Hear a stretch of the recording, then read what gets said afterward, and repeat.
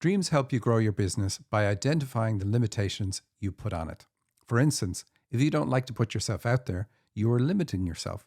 Why do that? There has to be a reason. Your dreams know the reason.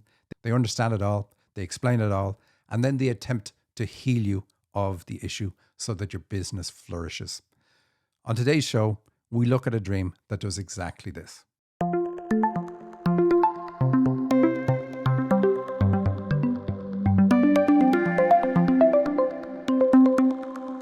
Welcome to the Dream Interpretation Podcast with Michael and Sandy. Hello, welcome everybody. We're excited you're here for another week of dreams. Yay. This is another half hour of us eavesdropping on the very personal communication between you and the spirit world. It's personal, but we know how to listen in. And through analyzing your dreams, we tell you what you're meant to be doing, what the spirit world is asking you to do. And this is great. When we tell you what your dreams mean, it resonates. You're like, okay, I never thought about that before, but I know it's true because it feels true. It feels true because the dream came from you. And if we got it wrong, you'd be like, I have no idea what you're talking about, but we do not.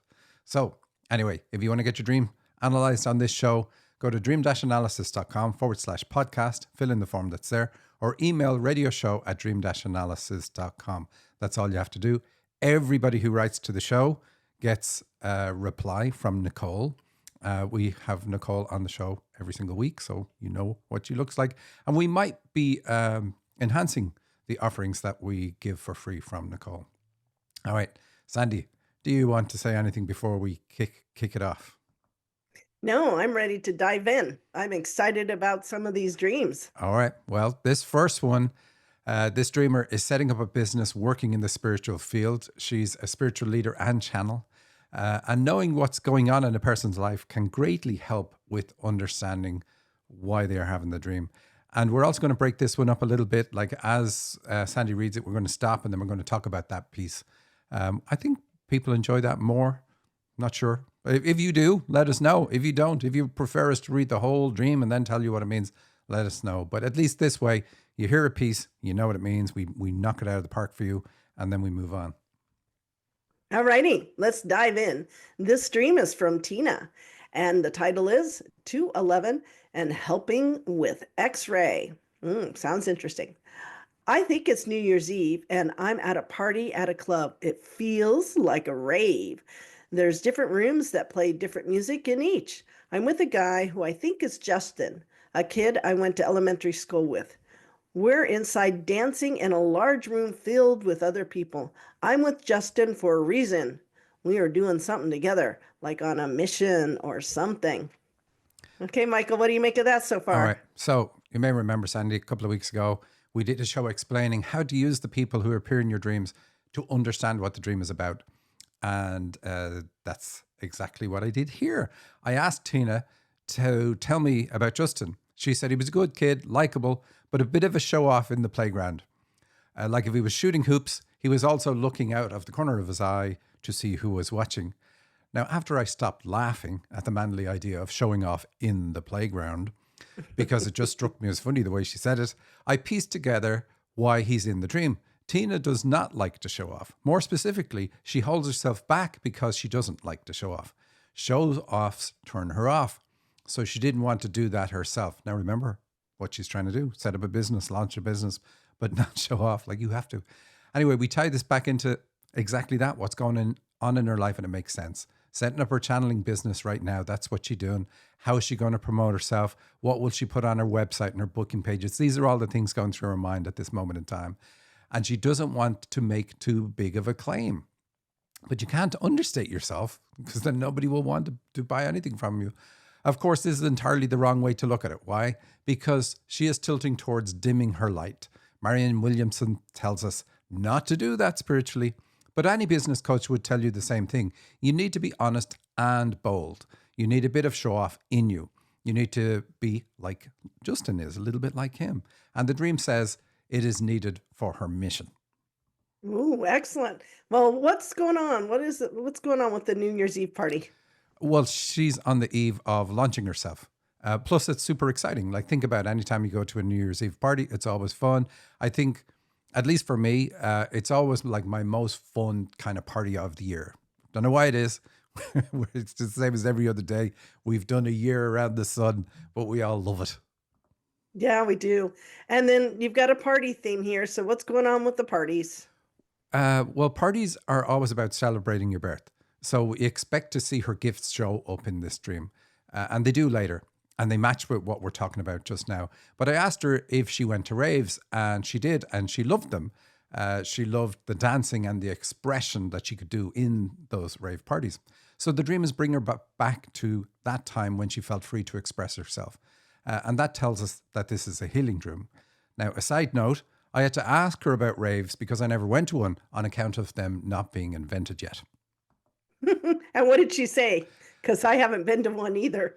Well, that's what I said. Like, she loved them, and she loved the expression that she got to do in them. So that's really about, it's trying to, and I said the dream's healing because it puts her in that very positive frame of mind of enjoying herself and expressing herself freely and so on. And that's what she needs to get to. And it's very interesting that Justin is a male. So why did she have Justin in the dream instead of like a girlfriend or something? Yeah, well, career is masculine driven, and the dream is healing for a masculine energy trait because of that. Also, the confidence to claim your space, that's masculine energy.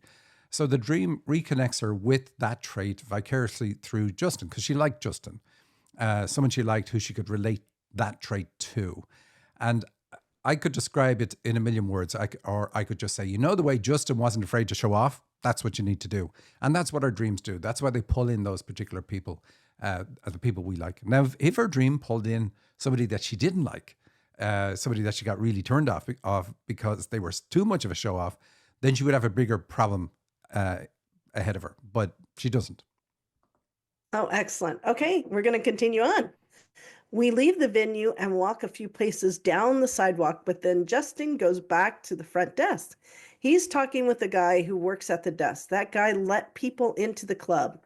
Then Justin grabs the guy's young daughter's pink patent leather jacket and hands it to me. I put it on, and inside the pocket is a credit card. I take the credit card and then take off the jacket and hand it back. We leave, and Justin hands me another credit card.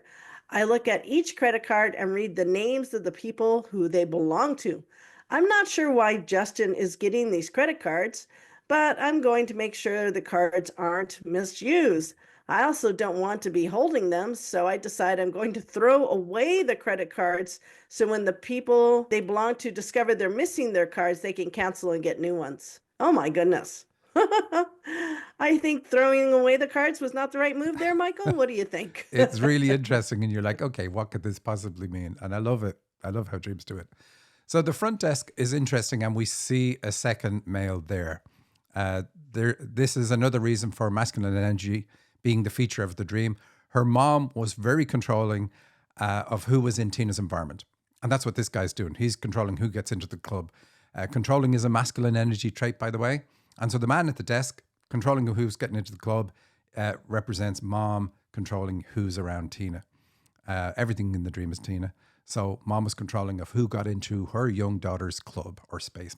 Tina said the jacket belonged to a 6 or 7 year old. And I asked what stands out at that age. And she said, mom controlled my environment and had high expectations of me, particularly when it came to playing piano. So mom wanted to show her off to friends. Tina didn't like that. And implied with the request to play the piano was blow them away, as she put it herself. I still feel today that I have to blow people away because of how much mom expected of me.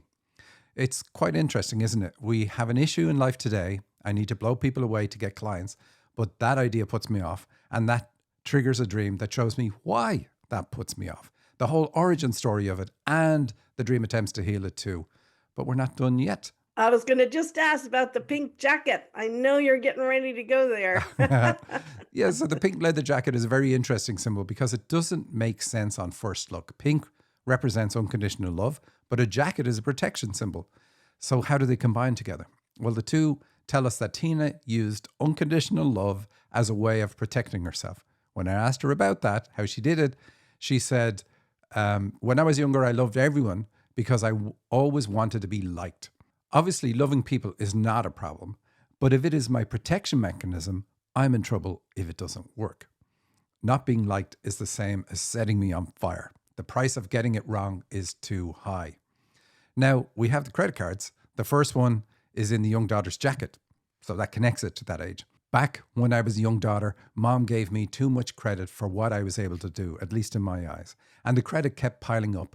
We see when Justin is giving her more and more credit cards, Tina doesn't want them. Stop giving them to me. Ideally, she'd find the owners and give the credit cards back, like you said, but that is too much for her to ask. So instead, what if I just play it safe and I never do the thing I'm giving credit for?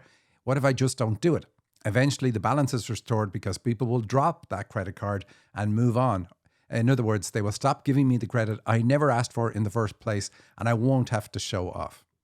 The way Tina explained this was, Mom expected so much of me, I just tapped out of things. Wow, that's really intense. Could the credit cards have another symbol too? Because it's like she's starting a business. She wants to take credit cards. Yeah, Is there anything like that? absolutely. And they're also connected to the heart, and we're going to talk about that later too. Oh, okay. Do you want to continue on? Sure. All righty. I'm following Justin outside. We're high up and he jumps down but twists his ankle. It's bad. I decided to take a path down which is safer, but I'm make sure I don't slip either. I need to get help for Justin. There's a landlord nearby showing tenants a unit. I say, in the US where I come from, the number you call in an emergency is 911. What is the number here? I feel like we were in Australia. I asked if the number here was 211. I dial 211 and am waiting for someone to answer. I hang up before anyone does because I'm not sure if it's the correct number to call. I see a man and I ask, what is the number here people call when they need an ambulance to pick them up and take them to the hospital? Is it 211? In the US, it's 911. He smiles and says, there's no such thing here. All right, Michael. All right. This is getting interesting. So this part of the dream connects it to channeling because of the emphasis on communication and because the emergency number is repeatedly referred to as 211, 2 being a channeling number. But what about the twisted ankle? Justin jumps or metaphorically takes a leap of faith, but it leads to pain. So showing off can lead to pain, and Tina wants to avoid the pain. Then she wants to get Justin to the hospital. In a dream, hospitals are healing for your state of mind. And that is the whole point of the dream, to show Tina she has picked up an injury, a disability through mom's conditioning, and then to heal it. The dream is healing for her state of mind with regard to putting herself out there with channeling. So it's beautiful. So she's wondering if they're in Australia. Is there anything significant about Australia? Is this something to do with the heart because it's an island, or what's going on? Yes, it's an island, a big one, but still an island. A lot of the dream is about the heart. We have Australia, we have pink, we have the credit cards, all to do with healing for the heart. And it's all to get Tina over any fear of sharing who she is, including sharing her gifts. And then when she was looking for the emergency number, the guy said, there's no such thing here. What does that mean? Yeah, that's an interesting one. Tina is a great channel. How it works for her is when somebody books her, she gets lots of information about them before she even meets them. So when they show up on the call with her, she has lots to share already. Another thing that happens for her is for health issues, her guides show her an outline of a body and they light up the areas that have problems. And then she can ask them questions about those particular problems and get answers. All really cool stuff. Sometimes it even goes deeper. So she might see problem with the throat. She looks at that and then they show her a zoomed in version of that and light up other places. But sometimes Tina wonders if she is making it all up, that she's not really talking to her guides, that there's no such thing. And a lot of people hit this point of imposter syndrome. Sometimes they can hit it more than once in their career. And what I've noticed is that the people who are really good are more likely to hit this issue than the people who aren't really good. Why do you think that is, Michael? That, because a person who's good doesn't want to be deluding themselves. They want to be really helping. And I want to know that what I'm doing is actually helping and it's coming from the right source and all that sort of stuff. And I think that's what it is. They look at other people who are really good at what they do and they don't realize that this is a common thing. Like people who have number one records in the charts, they say that they hit this too. It's a part of human nature. Yeah.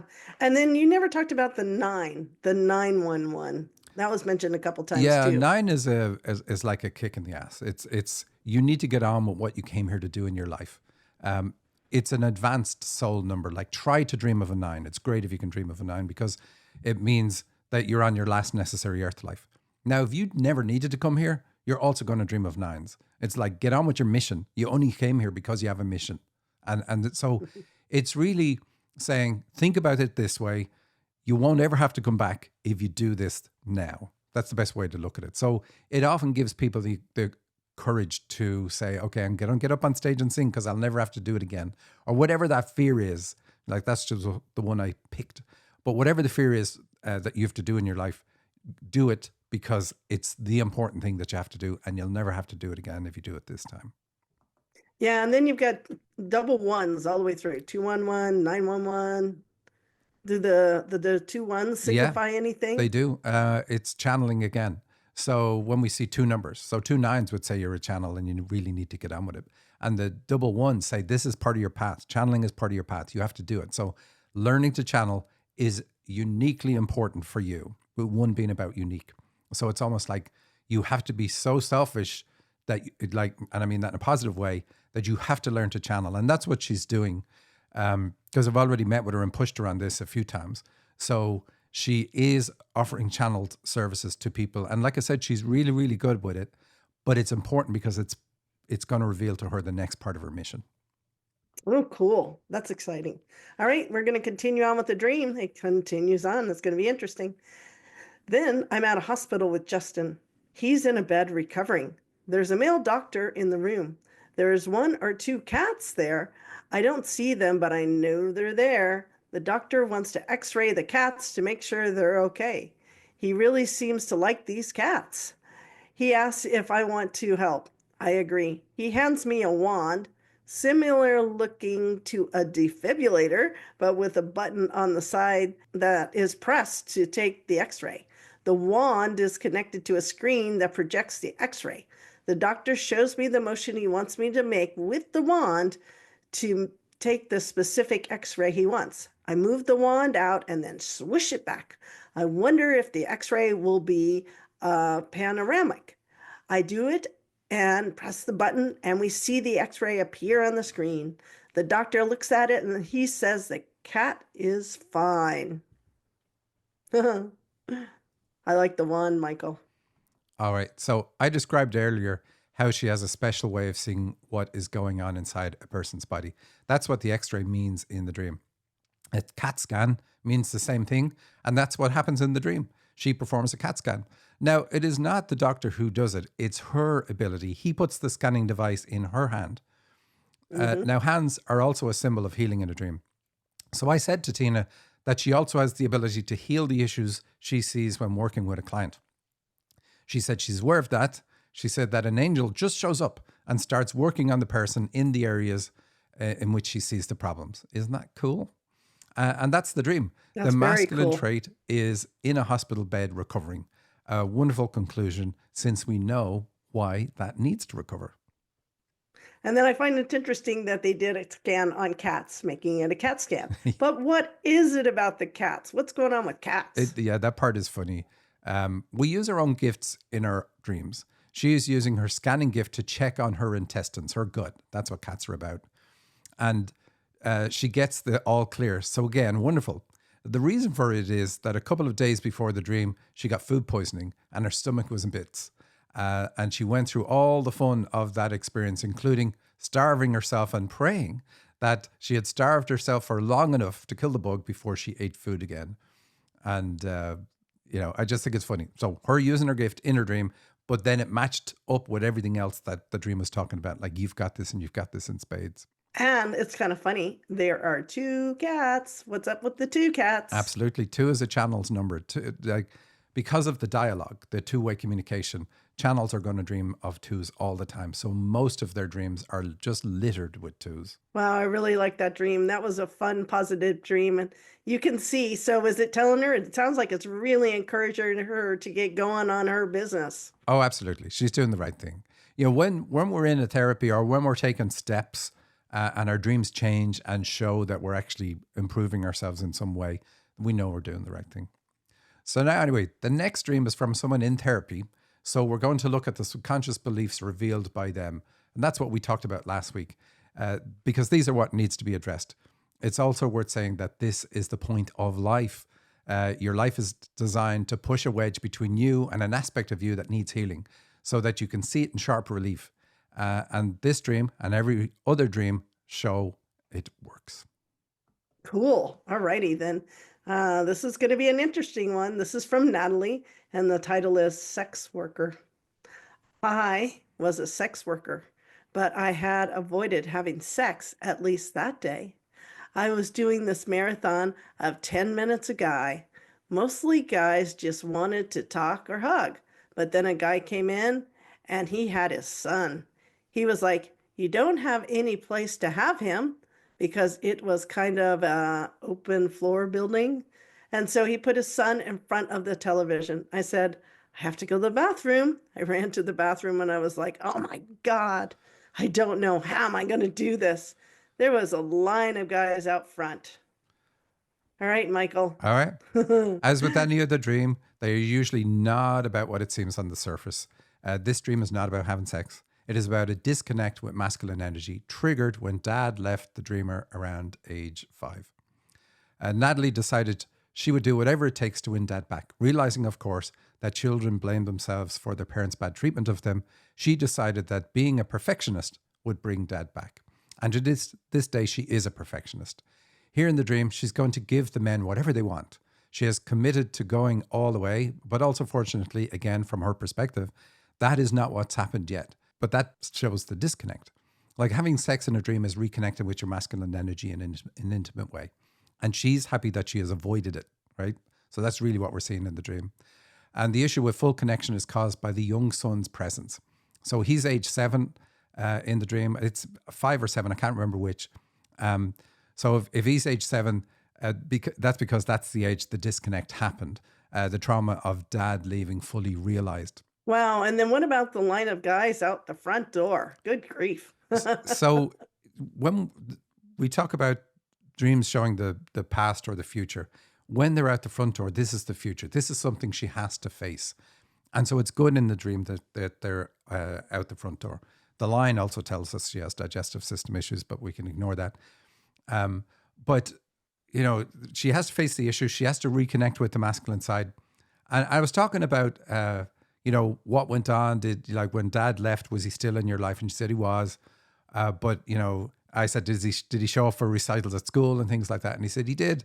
But he was also having an affair with my teacher. So I wasn't sure whether he was really there for me or for her. You know, it's one of those horrible things that parents mess us up in a particular way. And then when he shows up, I'm not really sure he's there really for me. Wow.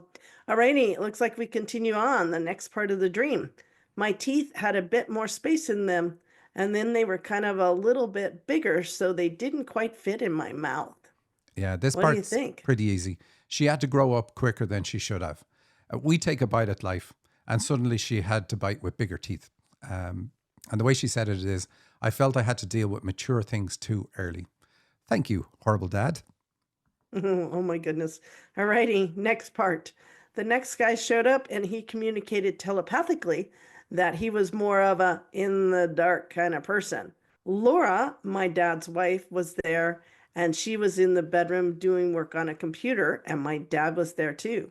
So the guy asked if we could go to the other side of the house, and I was inside. I kind of opened up the door and I said, "Oh, was that you talking to me in my head?" He struck out his tongue playfully and was like, "Yeah, but it's kind of late now because I've seen his face." So I brought him in and then I said, "Yeah, you're right. Let's go to the other side." He was annoyed that I wasted his time. All right. So this part shows the impact on her life of dad leaving. She woke up with a general feeling of being overwhelmed and stressed when she had this dream. And that feeling is pervasive in her life today. But it's from childhood. That's what this dream shows. And her belief is that men get easily annoyed. And another one is that men think I should read their minds to make them happy. Like that's pretty sad that you have that view in life. But I was talking earlier about the kid in the dream, like the guy who comes in with the 5 or 7 year old. So it's like, if I'm going to reconnect with my masculine energy, what gets in my way is the issue at age 5 or 7. That's what that really means. So that's what she has to heal. And she is in therapy, so we are working on this. But it's really good to see it. When we know we're working on ourselves, we want to see the dream pointing at the very thing that we hope the therapy is addressing. Okay, so what's it with wife? Well, her dad's wife being in the bedroom working on a computer, and then her dad is there too. So dad has affected her ability to have meaningful relationships. And so we see dad's partner in the dream to just bring it back to, this is also about relationships. And the computer is conditioning. So the impact dad had on her, the conditioning that created, has messed up her ability to have good relationships. Wow. And then is there anything else that has to do with relationships in the dream? Yeah, well, it's Like, all about her relationship with her dad and how that has messed her up. She's avoided relationships throughout her prime years. Now, that's really horrible. Leading up to being intimate, she carries the influence of that 7 year old self, and it makes her feel very uncomfortable to the point of feeling used, or regretting that she might feel used later on. We've spent longer looking at these dreams than I anticipated, so we're close to the wire here now.